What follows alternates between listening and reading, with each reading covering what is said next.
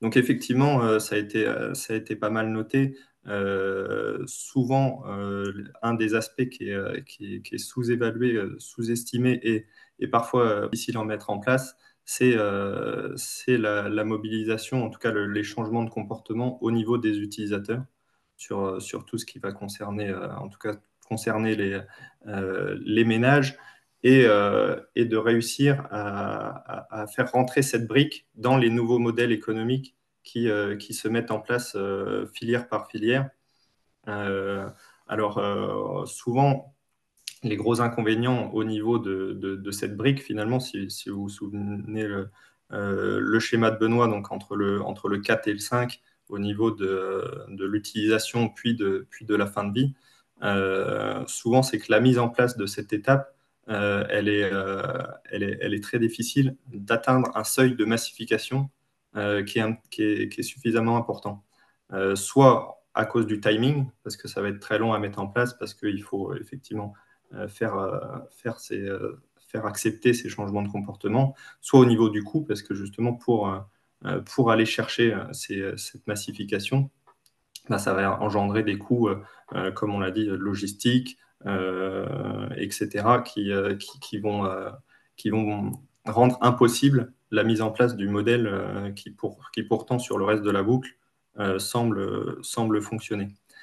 Donc, beaucoup de choses ont été faites sur la mise en place de l'économie circulaire depuis maintenant beaucoup de temps, et notamment avec beaucoup de modèles préventifs. Et Benoît le rappelait, les éco-organismes ont parmi leurs missions ce but de faire de la prévention et d'accompagner les changements de comportement, d'éduquer, et même parfois au sens propre, puisque des actions peuvent être menées dès l'éducation, en tout cas dès l'école, pour payer, pour former les consommateurs de demain. Mais du coup, on est vraiment sur des temps longs. Voilà, il y a d'autres leviers aussi qui peuvent être mis en place. Et le modèle, du coup, qu'on appelle péjorativement le modèle punitif avec effectivement la taxation ou alors la réglementation qui est parfois nécessaire pour activer ces changements de comportement. Et on voit de plus en plus une part importante sur le modèle incitatif, alors là qui est lié aussi avec tous les phénomènes d'ubérisation de la société. Euh, et, euh, et du coup, surtout dans des temps où l'environnement, en tout cas, se crispe un peu pour chacun des acteurs euh, de, de la filière, en tout cas, une tendance à revenir sur le calcul conscient ou inconscient d'un ROI pour pouvoir agir. Donc voilà, nous, chez Witry, du coup, on est vraiment parti de ce paradoxe-là entre des consommateurs qui ont intégré toute cette prévention et les enquêtes le montrent sur leur volonté d'agir, sur la place qu'ils mettent dans le tri de leurs déchets, ou en tout cas dans l'action qu'ils peuvent mener au niveau de la fin de vie de leurs produits par rapport à l'impact environnemental qu'ils jugent nécessaire.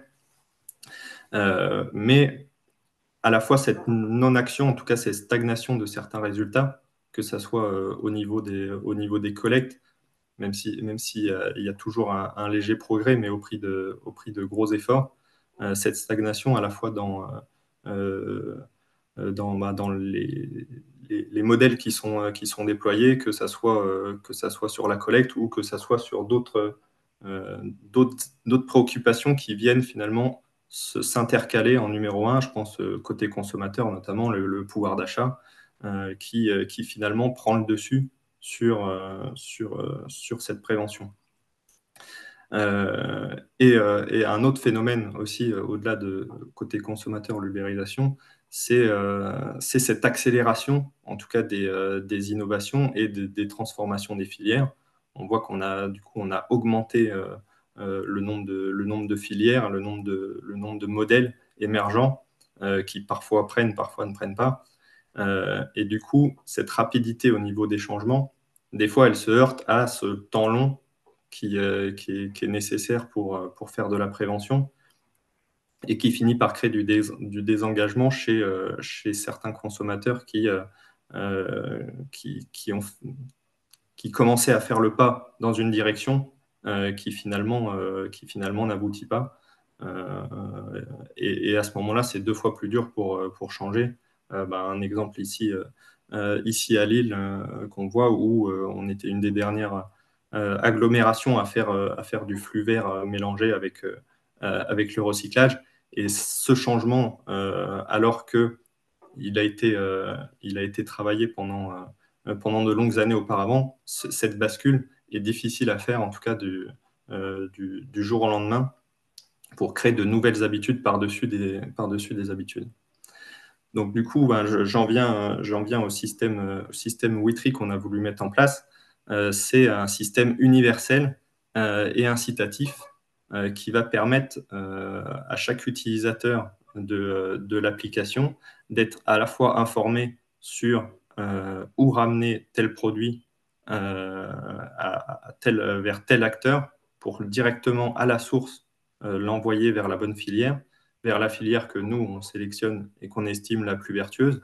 Donc, pareil, en remontant les principes, là aussi, ça a été expliqué, vers le plus vertueux. C'est le but principal d'éviter l'enfouissement, puis l'incinération, puis remonter recyclage et effectivement d'arriver au sujet d'aujourd'hui, le réemploi, la réparabilité. Mais du coup, il faut diriger ces gisements vers ces nouvelles filières qui s'organisent. Donc l'idée, c'est de créer une seule place pour l'utilisateur qui lui permet de l'informer où ramener quel produit. Et en plus de ça, rajouter ce modèle incitatif pour aller chercher ce côté ROI qui est calculé.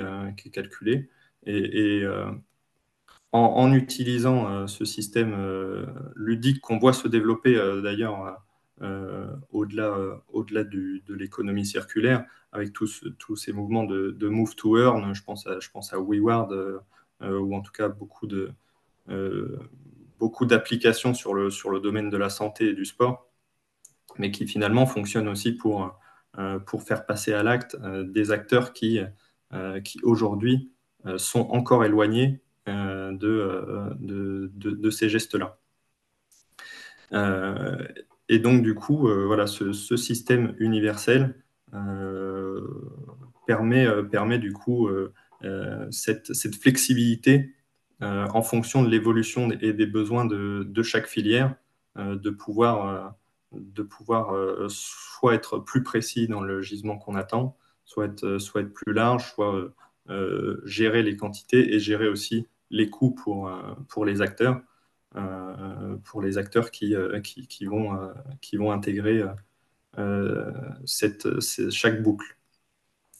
Parce que du coup, ça, c'est pour la partie vraiment utilisateur, donc une appli qui permet d'être récompensé pour ses gestes. Et ensuite, nous, on va venir aider à la fois des metteurs et des distributeurs et metteurs sur le marché en les impliquant dans le processus de collecte et en faisant un levier aussi différenciant. Ça aussi, ça a été dit par Benoît. La manière de consommer, en tout cas des enseignes, change aussi pour en faire vraiment une revendication euh, et développer d'autres services autour et attirer les consommateurs. Voilà, et du coup, nous, on va leur apporter ce flux de clients qui vont permettre de rentrer dans ces nouveaux services. Et en contrepartie, ils vont s'occuper de cette partie collecte. Et puis, bien sûr, du coup, les, euh, les industriels, ou en tout cas les acteurs justement, qui vont traiter ce déchet, que ce soit pour recyclage ou pour réparabilité ou réemploi, leur apporter un gisement qualitatif, quantitatif, à des coûts qui peuvent être maîtrisés en amont dans un temps donné qui est connu. Donc voilà, c'est vraiment de réussir à faire le lien entre ces différents acteurs Et une fois que ces acteurs sont posés, on peut activer la solution Witry pour booster ces boucles et insuffler du volume tout en vérifiant que la valeur sera bien redistribuée, y compris pour l'utilisateur. Donc voilà, parce que ben, du coup, on voyait le schéma au niveau, quand on dit économie circulaire, on pense souvent à la circularité du produit, finalement, à tout ce chemin du produit. Mais économie circulaire, c'est aussi un modèle économique. Et voilà, on parlait justement du changement de ces modèles économiques. Et pour que le modèle économique fonctionne, il faut aussi que la valeur, finalement, circule aussi de manière circulaire, voilà, en sens inverse du produit. Et si l'utilisateur prend part à cette boucle, il faut qu'une partie de la valeur passe par lui pour pouvoir l'intégrer pleinement et lui faire changer, lui faire accepter de changer ses comportements.